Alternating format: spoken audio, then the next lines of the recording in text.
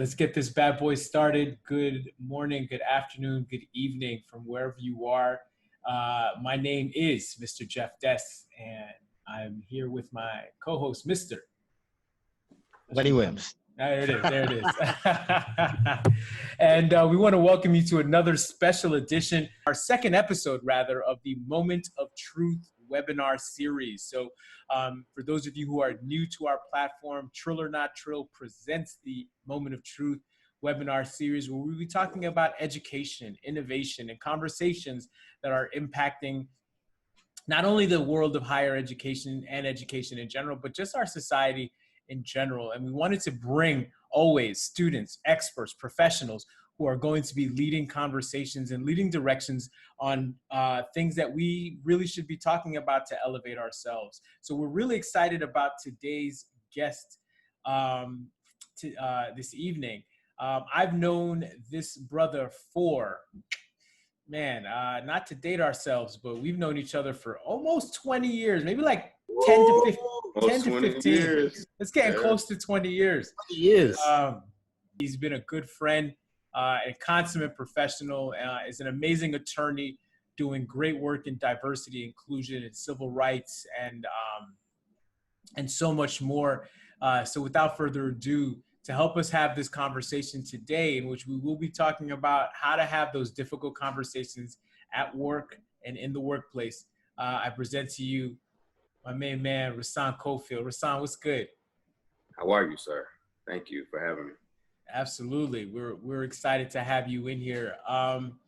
So, we're going to get right into some of the conversation, but before we get into it, one of the things that we love to do is tell everyone or ask all of our guests to give us their superhero origin story, right? So where did it start? Where do we go from point A that got you to the point that you are here today? Okay. So I grew up I'm from Lakewood, New Jersey, Ocean County, which is near the beach, Jersey Shore area. Jersey. Jersey all day. Extremely diverse town that I grew up in. Of course, went to college at St. John's, met Jeff there, and another diverse kind of population in the St. John's arena. Then I went to law school in Houston, Texas at Thurgood Marshall School of Law, which is it's an HBCU law school. And it was actually a law school created as a result of a civil rights action where initially a Black man who wanted to attend the University of Texas Law School sued to get in. And the Supreme Court of Texas at the time said, no, instead of letting you in to go to school where Black folks can go. And that was the first school at what now is Texas Southern University. The law school is actually the first school established there in Houston. And so I kind of went into the work of civil rights, kind of as a pivot after law school, working in the government and leading labor and employer relations, which is basically a kind of the intermediary between the legal department and the HR department, dealing with unionized folks. And I had the opportunity to start really cutting my teeth, so to speak, around civil rights enforcement for the district's Department of Labor. And so one of the things that folks may not know is that whenever you have money that's coming from the federal government, there's usually a corresponding rule that goes with it that makes sure that people are not discriminated in the receipt of those benefits. And so that means things like unemployment, workers' comp, things like that. So I was able to work there and do some things. Had some successes, and successes sometimes in the work that I do means getting rid of people, or people losing their jobs is considered a success when you're able to kind of root out people who shouldn't be there because of the things that they do to others. And then I went into more of a kind of a formal role doing civil rights enforcement for the District of Columbia Office of Human Rights, which is one of the most progressive jurisdictions in the nation. And I was the deputy director there, director of investigations. I was interim general counsel for a while, and really doing work around enforcing the district's rules regarding civil rights rights in not only in the workplace, but also in education. So that meant all the schools from pre-K to, the colleges and universities, Howard and Georgetown, all those American, language access, housing discrimination, and public accommodation. So doing a lot of work specifically around discrimination in the transportation industry, pre-Uber, pre-Lyft, and things that were happening with taxi cabs, and kind of that classic story of Black folks not being able to hail a cab, women not being able to get a cab from certain people at night. And so did some work that still endures there. I'm proud of that. It's one of the things I'm very proud of, that having been a part of personally. And then I ended up now at Lockheed Martin. And so I lead the Global Diversity Inclusion Organization Investigations Department. And so I am responsible for the way that our company responds to allegations of a violation of our harassment-free workplace and anti-discrimination policies. So that's what I've been doing, and kind of running the pantheon of letting people know what they can and can't do at work, and talking to a lot of people about some very sensitive issues across, industries. That's all we need. Excellent. Now, I mean, that's a pretty thorough list of experiences that you have there. Absolutely.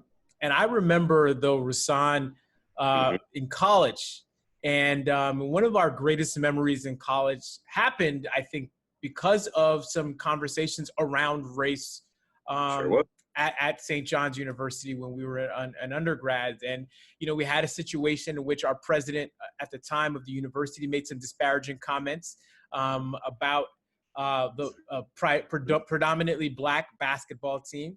And, we both were members of our Black student union, which was called Haraya at the time, and both student activists. And that's one of my first memories of Rahsaan, was seeing him out on the front lines doing that work. There were some things that, we did that, we had to let them know what we were about. But, I just remembered that. So can you just start off a little bit? Because we have some educators in the room.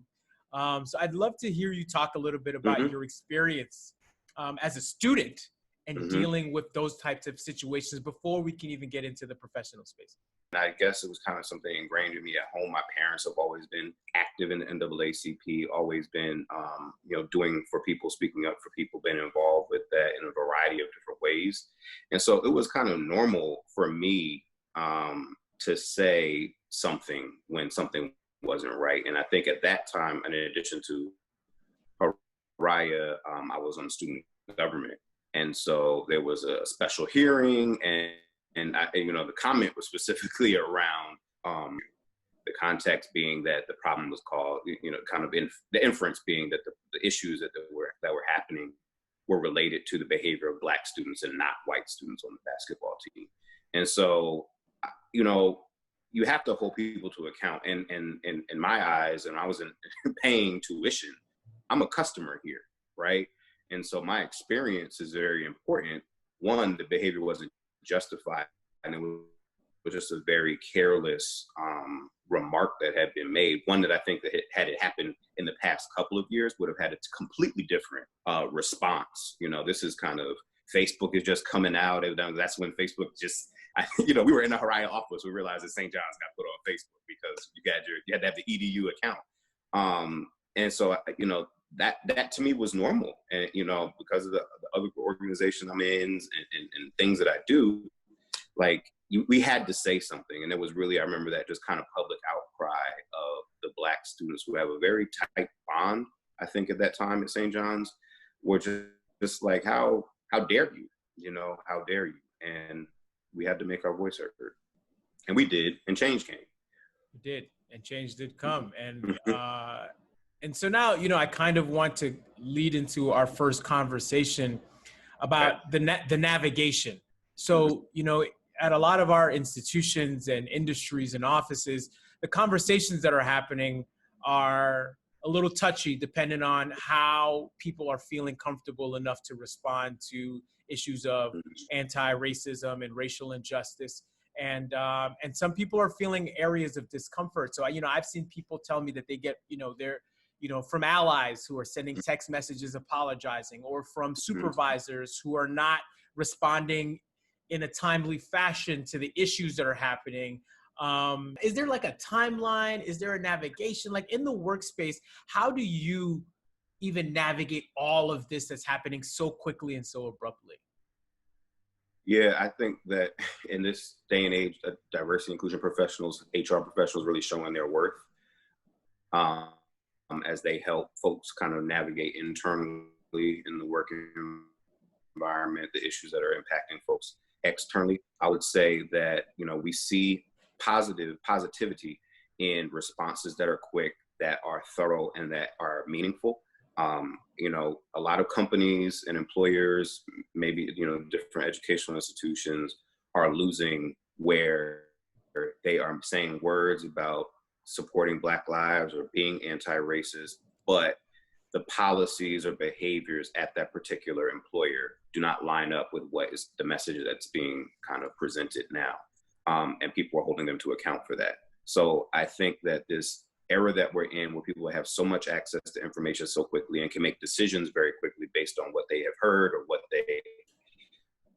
they are seeing, is changing, the communications department, the legal departments, and everybody who's saying they have to get something out.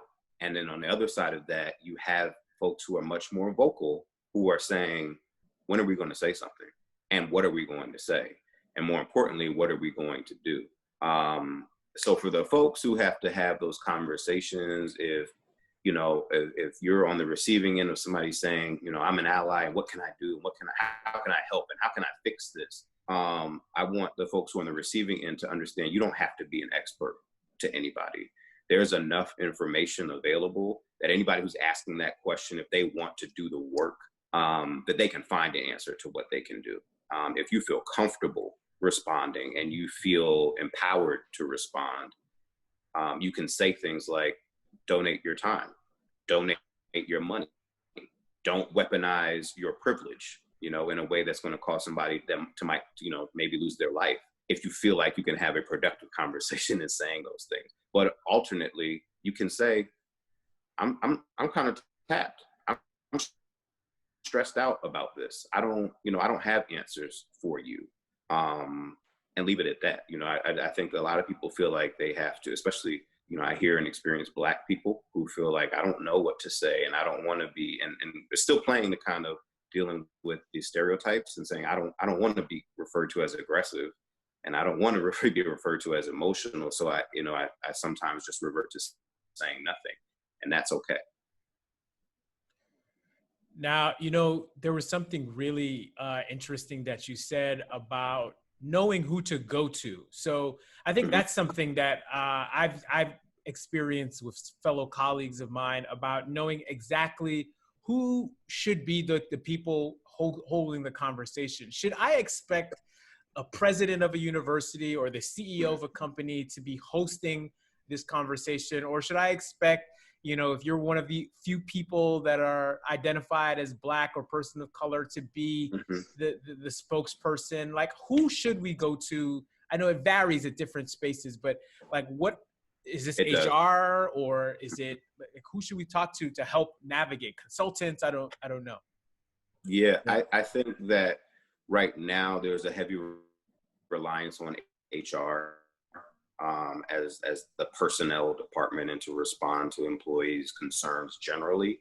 I think that empowered leaders who are bold, and leaders who feel comfortable in acknowledging wherever their gaps may be at their organization that they lead, are having those conversations. They're sending something out. They're inviting kind of groups to speak. I have seen and participated in situations where employers and the CEOs of companies and the heads of companies are joining the Zoom calls that the employee resource groups, or for Black folks or for allies, they're joining those calls and saying something and making the time for it, which is for some of them a departure from what they have done in the past. So I think kind of these general broad statements around what the employer or the organization is going to do should come from the leadership. The highest levels would send the strongest message. It can be reinforced kind of in layers and layers down. But I think that the response to employees' individual concerns, and folks are really going to go to their HR department or their leadership. And that's where you'll probably see another gap with leaders who may be great at managing widgets, but not actually equipped to have conversations about very difficult, controversial issues. And then that is where the important role of folks who are in the specific field of diversity and inclusion work, which is a discipline within human resources sometimes, or within different departments at companies. But it is a specialized skill set in being able to talk to people in a way that can allow them to say things that might have been hurtful to them, and being able to close that conversation in a way where you don't leave that wound raw. And that's a skill set. And that's a way to approach things that it's not antagonistic, from a place of asking questions, from a place of inquiring about things. Because whenever you have conversations around, just say, race-based issues, real diversity and inclusion practitioners are prepared to hear the unpopular voice. And so a lot of times, if you're going to have conversations around Black Lives Matter, you need to be able to have a non-confrontational conversation to the person that brings up all lives matter, and explain that and leave it in a way that it's not antagonistic, or, you're arguing back and forth. But that's a skill set of being able to listen and to authoritatively speak without being disrespectful. And I think that a lot of times folks may get into a groove of saying, well, this is the most accepted view. And true inclusion means you have to be able to deal with the contrary point of view. Yeah, quick question to that. What about those individuals that work at jobs where they might be the only person of color, or the only Black person in the room, and there is no D&I or no diversity and inclusion initiatives at the company or organization?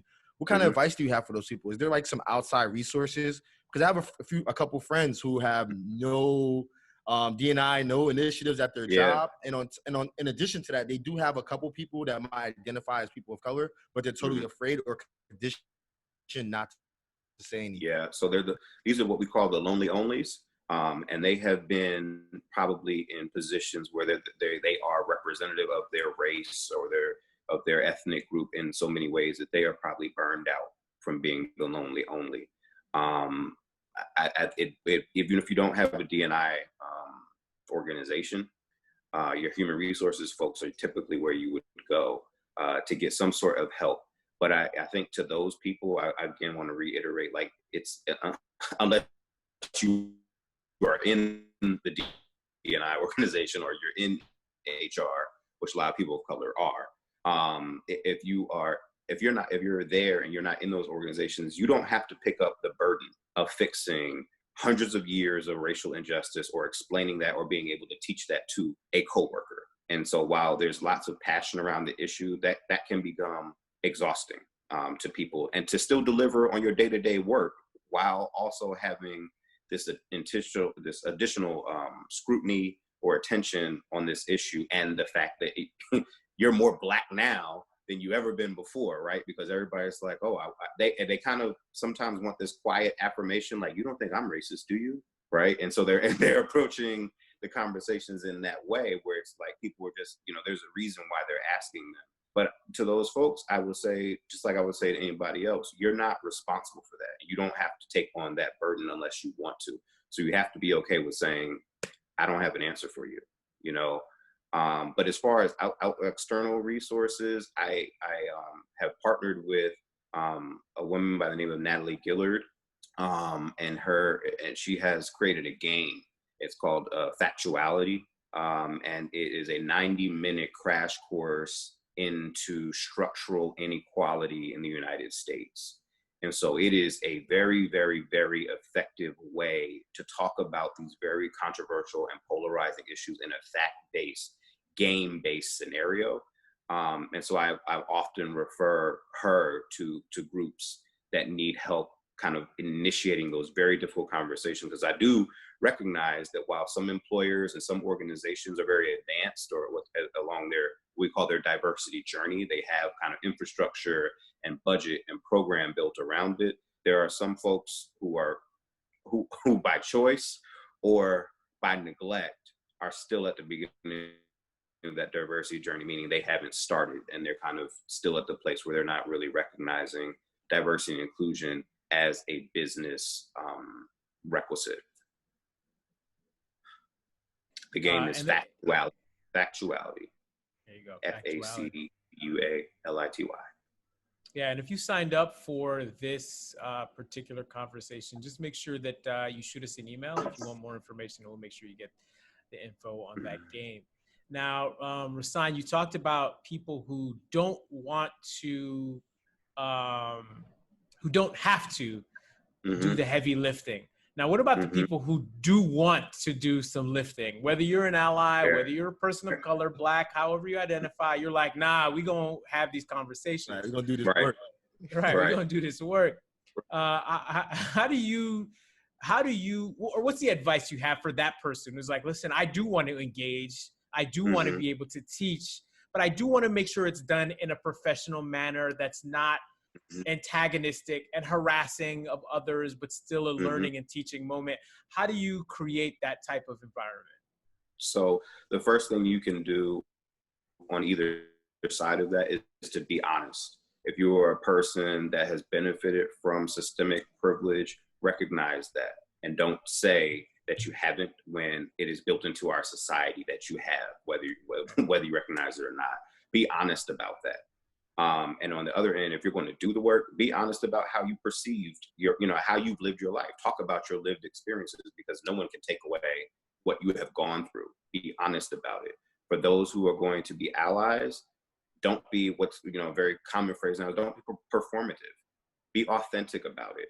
If you know that this, the sequence of events over the last month are when you actually, not when you found out about racism, but when you actually started to care about doing something about it, be honest about that. And don't say you didn't know. Say you didn't care. Say it wasn't important to you. Have that honest conversation and say, but now I've changed. I have a different viewpoint. Things are now, in front of my face, and I'm going to do something about it. But don't play stupid and tell people that you didn't have any idea that racism existed before George Floyd lost his life. And then the other thing is, if you're going to be an actual or true ally, don't do things that are contrary to allyship. Do not weaponize your privilege. There are still people who are doing what Amy Cooper did. There are still people who are doing things that could cost folks their life because of a disagreement or an inconvenience, or for somebody telling them that they are wrong. And so if you are in a position to where you recognize your privilege, don't weaponize it in a way that's going to maybe cause someone to not make it home safely. A lot of racist incidents could be solved by people minding their business and not feeling like they could tell some person of color what they should be doing with their body or their property.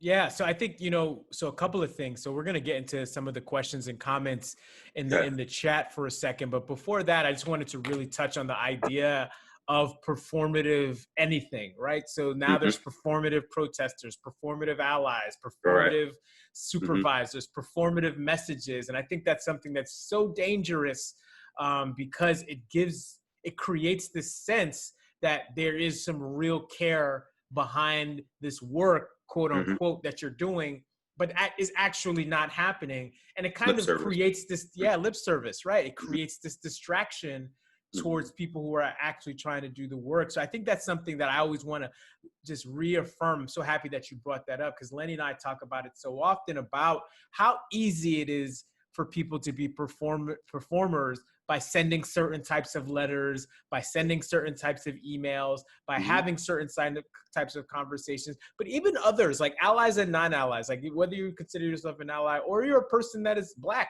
or that's part of the conversation. There's performance in what you're doing as well too. So, I think that's something that we all have to really pay attention to and be mindful of. We have our first comment from Mickey Bay Crawford. Now that many corporations have stated that they are committed to equality and equity, how can we hold them accountable? Excellent question.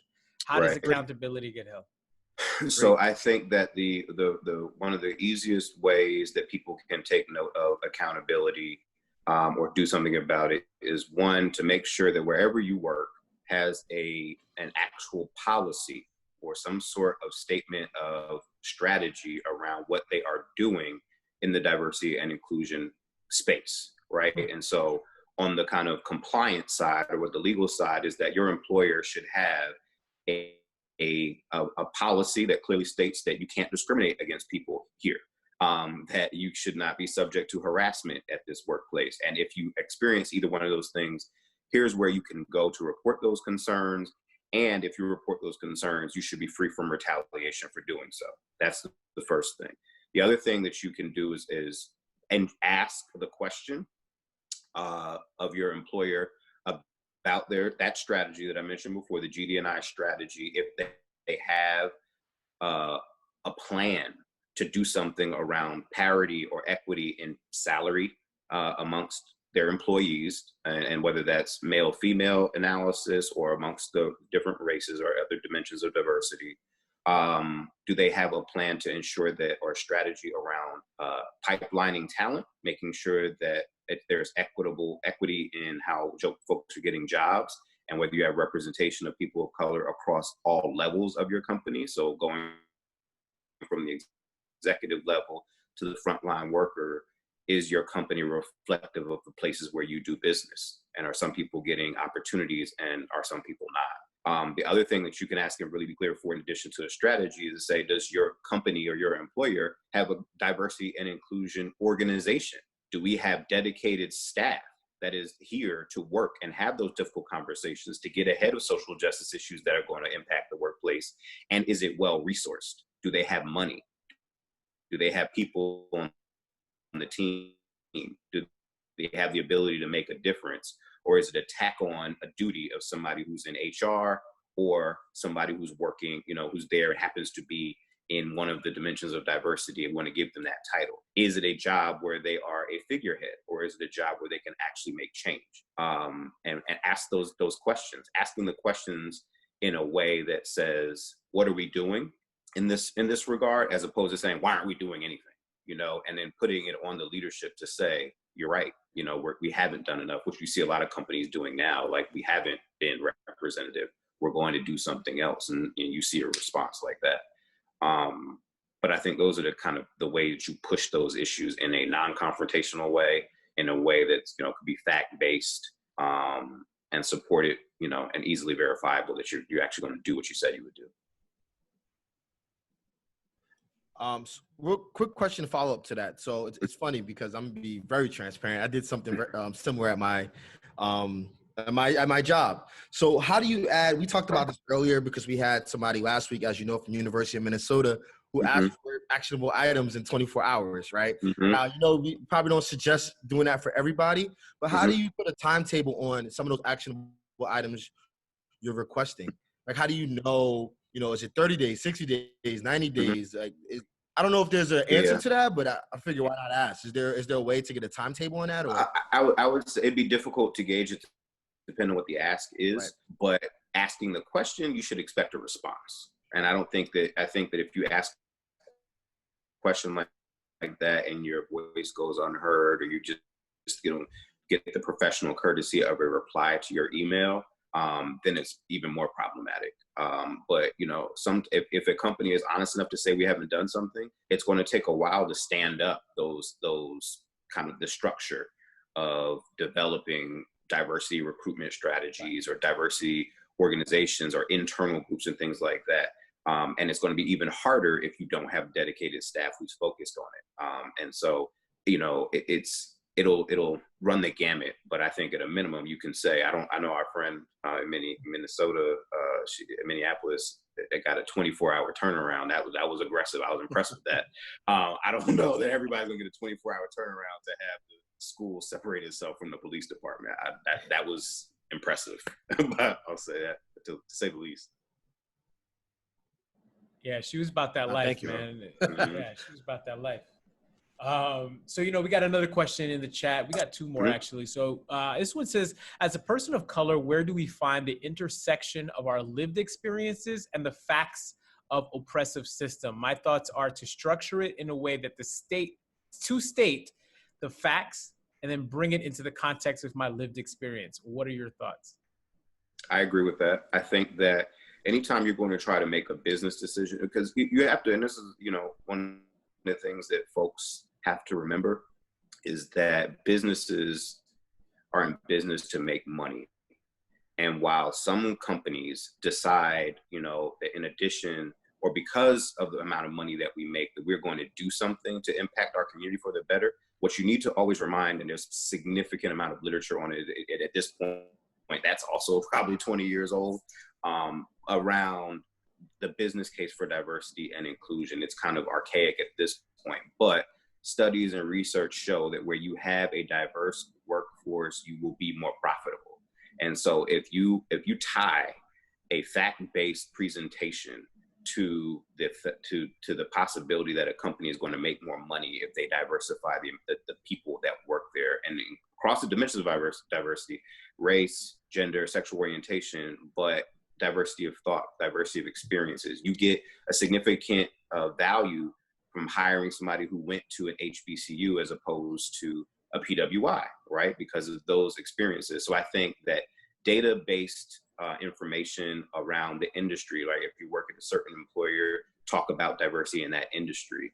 If you happen to be a federal contractor, you have affirmative action obligations, there's a significant amount of research around availability that goes out from the Department of Labor on a monthly basis. We track that information. The government tracks that. We can see how many people graduated in any particular period of time with whatever degree and will be available to work for a certain employer, right? And so you can get that information readily available. It's one of the reasons why the census is important, because that tracks where people are, what type of education they have, and what kind of jobs they will go into. So talking about that in a fact-based way with readily available information, I think will get the conversation started. And then I think the kind of the best sales pitch for it is to punch it in with the anecdotal information about how someone experienced some things, particularly with working somewhere and saying, you can add a story about, I remember when I started working at this company and my badge wasn't visible and someone asked me if I worked here and they called the security on me, right? And so you can talk about how diversity may have impacted that situation. And does everybody whose badge isn't immediately visible to somebody on their second day of work get the security called on them, right? And what would have been different if maybe there were more people of color or different dimensions of diversity present or in those roles? That's what I can say to it. Yeah, that's a great response, because I think also, that goes into those of us or individuals who want to do the work that are not who are not part of the professional D&I team or inclusion. You're going to have to do a little work. You can't just show up and say, hey, they picked on me because I was Black, or or using the badge experience.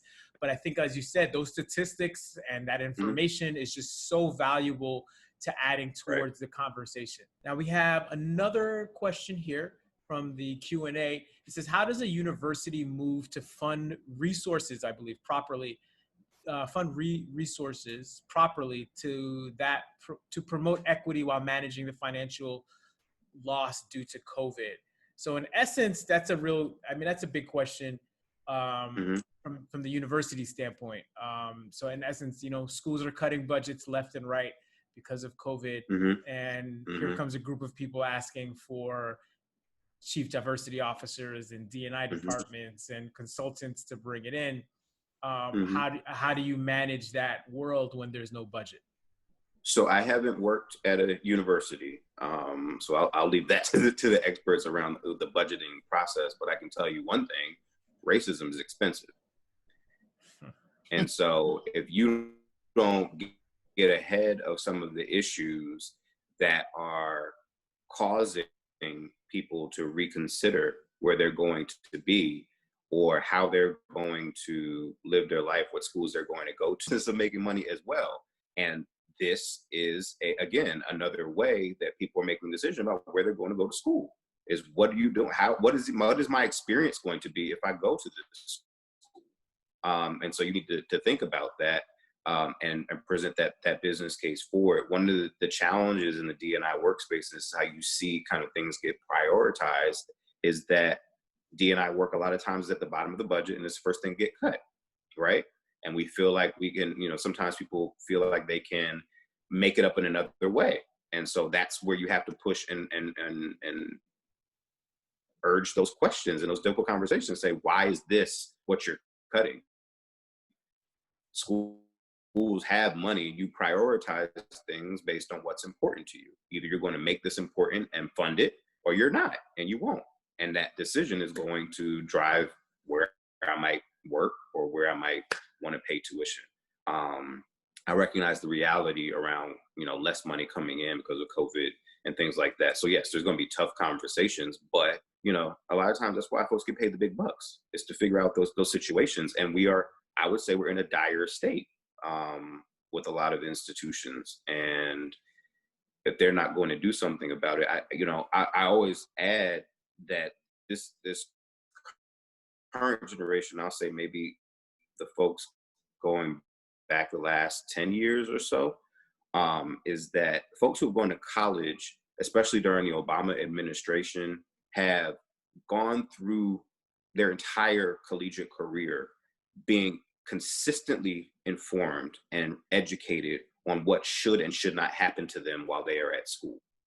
All right. And so by way of discrimination, harassment, the different protections that are afforded into Title IX, sexual harassment, specifically sexual assault, is that these folks are now entering the workforce. Maybe they've got a master's, but now they are full-fledged in the workforce, and they are holding their employers accountable for that, because they come to work and maybe somebody's been working there for 30 years and they have been getting away with making sly comments or racist comments or sexually harassing comments for decades.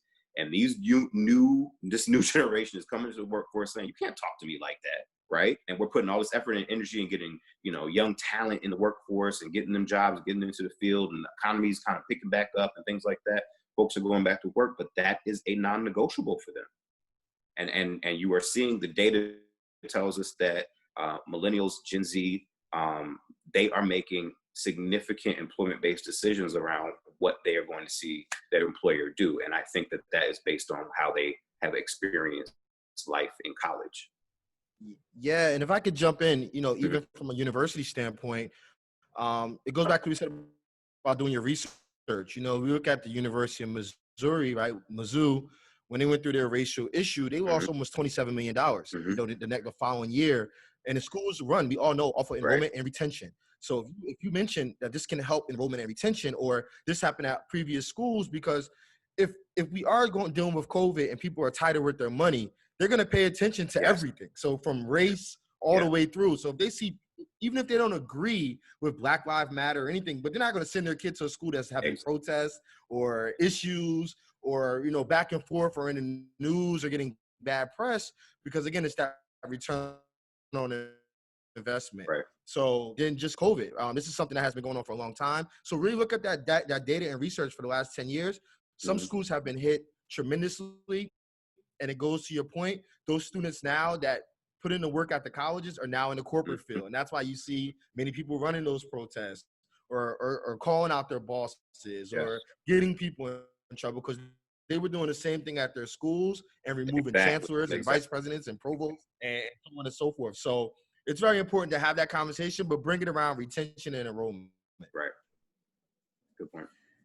Yeah, and I would just like to add, I think to for that question is also know who your students are, right? So the students are arguably the most, not even arguably, the students are the most powerful voice on any college campus. So if you feel as if there is this consistent nature of racial racial injustice that's happening on your campus, and racism that's seeping through faculty, seeping through administration, and you recognize that there isn't funding, when the students recognize, and a lot of students are just not informed about what's happening at their university. They think that it's just, we're fine. But, when you can find students who are prepared to have the conversation, work together in addressing the issues, students make the loudest noise. The students, as Rahsaan had said earlier, they're the customers. You know what I mean? So the students are the ones who can also assist in that. So when you hit people, when you hit universities in that kind of direction of A, it costs a lot of money. B, retention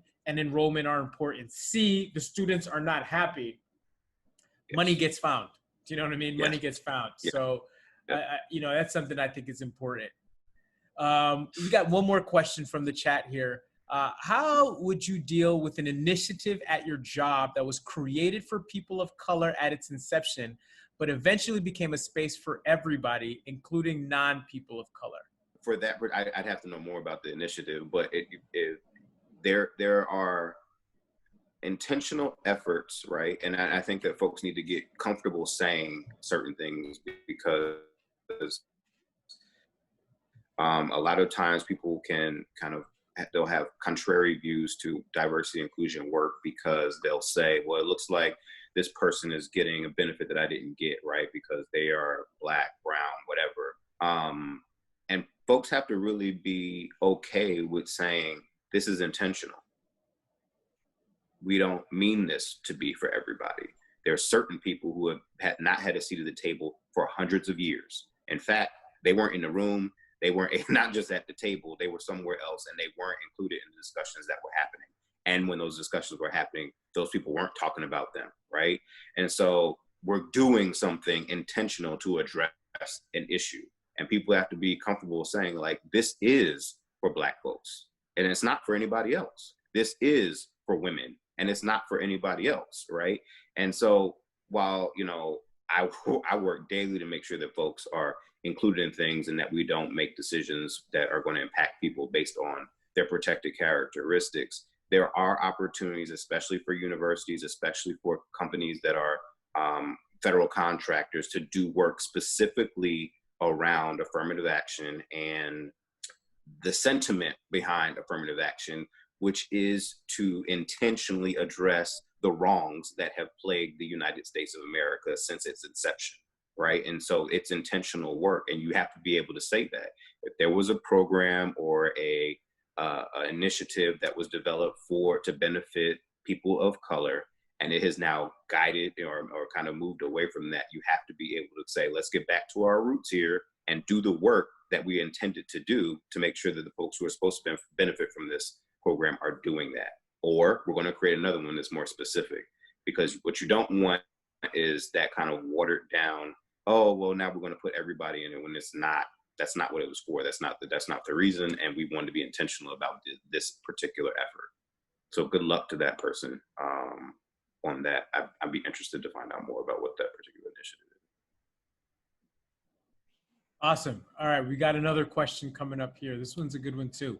How can administrators advance D&I work if they are not senior level administrators or not housed in a multicultural office? Many times when institutions aim to address the issue, they look to faculty and resources that are provided from the faculty perspective. Mm-hmm. Administrators are overlooked 90% of the time. Mm-hmm. How can we participate without overstepping our functional roles? Rahsaan, I know you don't work at the university level. So, so if you don't mind, we're going to jump in on this one here. Okay, go ahead. All right. So, so one of the things that I think is so essential for that right there is, if you're an administrator, and Rahsaan kind of touched on this a little bit in one of his responses, are affinity groups. So does your institution have a Black administrators group? That's something that can be created, that eventually can be funded by the institution if handled properly. So that's one of the things. If you want an administrator's voice to be held and they're to be heard, and they're not in the senior level space, I think that's one of the things too, is to really figure out where does the coalition exist. Number two is, as you said, if the faculty perspective is one of the main voices that's heard, then we need to figure out how can we create a coalition. I work at an institution that has had ups and downs about conversations about race in a multitude of directions, right? Some positives and some negatives. And one of the conversations, and the first place that I saw the conversation finally start to take an advanced level as far as moving forward, was because an affinity group was created. There's a Black alumni, administrator, faculty, staff, students organization where literally all Black members of the institution can come in and have an open dialogue and create change amongst their communities. Excellent. So I think that's one of the things that you see it in a lot of corporations, right? So you see, Google, Facebook, IBM, Citibank. I mean, literally almost every corporation either has it or are looking to have these types of affinity groups. And if you don't have it, then I think this is the time to make it, especially at a college campus where there's so many more people to reach out to. Yeah, and if I could just jump in, I also believe a lot of times those schools that leave out administrators are leaving out the students. So it's a good opportunity to find some of those students that have the momentum and feel like their voice is voiceless. So, kind of create a group with the students as well. I mean, they are the customers, they are the consumers at the university. So, look at their student government, look at some of the student leaders on campus and make sure their voice is heard, and then come together as a group to kind of make those changes. One thing that I'll add to is because there is a overwhelming sentiment for a lot of people of helplessness because they don't know what they can do and tactically or logistically know what they can do. But if that person is an administrator, I'm assuming that they are in some sort of leadership capacity or that they have teams that they meet with, especially if they're a supervisor or something like that. Put diversity and inclusion topics on your team meeting agendas and put it at the top of the agenda. So it's not at the end where you don't get to it and you have to kick it to the next meeting. Talk about some of these things. Be intentional about bringing these issues up. Ask folks how they're feeling about the current environment. Bring in some type of research and say, we're just going to talk about this. This is just, I want to see how you're feeling. If anybody has something to say, add it, add to the conversation. But take the time to do that and be intentional about it because, if you say, I'm going to talk about this every week or every month on my staff meeting, that'll get done and it sends a message as well. Yeah, I think that's a really great point because I think sometimes people are so afraid to have the conversation about diversity and race and inclusion. They do put it either not on the agenda at all or on the back burner at the bottom. And I think this is where I think those people, to answer another thing is that, I had a conversation and I had to tell those folks who do have who are connected to the people who make the decision. So you may not be the senior level administrator, but Can you find the person who has the daily conversations with the senior administrator and ask them, if you truly are an ally in this space and in these conversations, what I need you to do is bring that conversation to the table. What I need you to do is participate in the active dialogue that's happening because you're not always in those rooms, but I had to tell folks like, I'm not necessarily here for the apology. I'm not here for the text message. I hope everything's all right. What I'm here for is, did you have the conversation with the VP or the president or the CEO? Did you have that conversation with them so that they can make sure that they're addressing these issues? And if you didn't, then then your letter or your tears or your emails or your things don't really matter. They don't matter. It's just a performance. What did you do? What did you do with the power that you did have, as opposed to saying what you couldn't do and what you're limited? What did you do with the power you could have? And, being a gatekeeper or being a person who is in those rooms and having a seat at the table, so to speak, and a decision maker, you have a place. Exactly. And so use the privilege, if you have it, to advance the things for people that can't be, are not in those rooms and their voice is not being heard. Exactly. And now, Rahsaan, you've been doing this for some time now. You've been working in this field for years, and this kind of goes into this question from the chat here: how do we ensure longevity of this movement? They put it in quotation marks because this is an issue that has been in action for decades, but we're seeing the same results.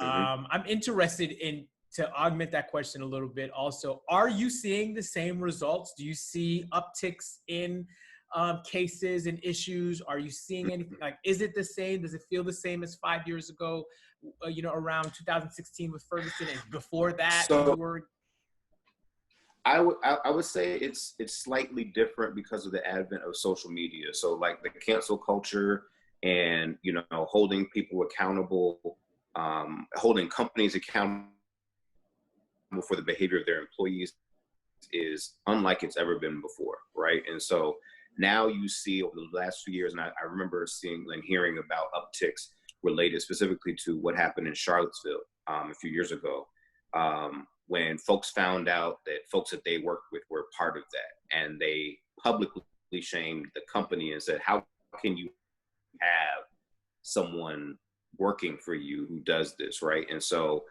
Employers are creating social media policies, right, to try to limit employees out here just doing wild stuff on Facebook, Instagram, and Twitter, saying wild things as a reflection of their company. Because again, racism is expensive, right? And so the behaviors of your employees could say, a lot about whether you're going to have a different customer base. So I think there is a significant amount of impact there. But as far as the longevity, I think when you get, I do think this is different. I do think that we are at an inflection point in society and American culture at large. There are worldwide protests about this issue. And I think that we have just a focus and attention, and maybe it's because things have shut down because of COVID, and because there's not so many, there's not sports on TV. There's not a lot of movies aren't coming out. Netflix is slowing down, it's like all these different things that are drawing people's attention to things that we've been seeing, right? That we've known have existed, but it's like you don't have any diversions. There's no distraction. You have to deal with this, right? And so you're being confronted with it. So I do think that will impact the longevity, but hold people accountable by having them make the plans and setting goals and deadlines publicly, holding them accountable and saying, you said you would develop this. You said you were going to change, the makeup of our board of directors, of our C-suite, of our legal departments, and wherever you have the ability to say that and do something about it, you should. And so if you're like me and you have access and you're in positions where you're decision makers, what are you doing in every way that you can to make a difference? For in the legal profession, like are you an attorney who hires outside counsel, right? And are you asking outside counsel before you sign that contract, what's your commitment to diversity and inclusion? Not just my company that's hiring you, but what are you doing? Because maybe I don't want to spend my money with you because you're not getting the best talent because I don't see any diversity, which tells me that you're not thinking about how effective you can be, right? And are you doing something like that? So building that process into how you handle things. What is your commitment, and how are you going to show me that you care about this? The good thing we have is that folks and companies are putting things on Instagram and saying we're going to do better. So you have things to follow up on. But I think just pushing the issue, asking the questions, and bringing it. Set a reminder on your calendar. Follow up on that memo. Follow up on whatever your CEO or executive said or your chancellor said that you were going to do. What's the status of this? Who's running point on this? Who's in charge, and who's accountable if it doesn't get done, right? Because what gets monitored gets done. We all know that from working. So that's what I can say. And I do think that we are at a different place. I just think there's a different amount of attention on this. We're seeing laws passed at a breakneck speed, and things happening across the country, and legislation, folks losing their jobs and all that. I do think this is a little bit different than what we've seen before, or at least since the 60s when it happened that time. I think, we've only got a few more minutes left, and I really appreciate this conversation because I think, and I think this last question will kind of guide us into wrapping it up. But yeah, I think that's the thing, is that moving forward, what do you have to do? And I think Rahsaan touched on it very importantly. So is holding yourself accountable as well, right? And the work that you're doing and how you're responding. And how you're looking to make a change on your college campus, in your communities, at your jobs. That's I think one of the toughest things that has to go. And don't be discouraged. I think and don't be afraid, and be honest. I think that's some of the things that I've learned in this recent experience. And I think the last thing I'll say about it too is that I think a lot of people are backpedaling right now on skates, and they don't know how to ice skate. And you can either push them, or you can either save them from falling, and you can make that you can make that decision on your own. And I think this is it's like prime real estate to be able to say, like, listen, I want you to do this. You said you were going to do this. This is now, because that stuff gets forgotten so quickly. You know what I mean? It does. Get the commitment now. We're at a time where people are focused on this. The pockets are open. The money that was never there before, wasn't a priority, has just suddenly appeared, and people are making large, 7-8 figure donations. I saw, a $40 million commitment to Morehouse Spelman and UNCF. So companies are showing up at least financially, but get in there, ask for it, because now's the time, and to push things forward. Awesome. Man, this was it went quicker than I thought it was going to be. We're already at the hour. We're already at the hour point. And, I just wanted to take this time to say, Rahsaan, thanks so much for being with us here and adding your expertise to these conversations, man. We definitely want to hear that. So just let everybody know these conversations are not stopping here. We had a great talk with Rahsaan, but we're going to be back with our next Moment of Truth conversation, where we'll be talking about hidden figures and the importance of the essential workers that are on your campus. So we got a really great panel for that coming up. And Rahsaan, thank you, man. Big shout out to St. John's for cultivating both of us, man. Yeah. Thank you all for coming to the Moment of Truth webinar, and we'll see you next time for our next conversation. But if God got us, then we gon' be all right. And the people that don't listen, they don't listen. They don't get the energy. That's it. I get the energy, I get the mindset. You know the name, you know the game.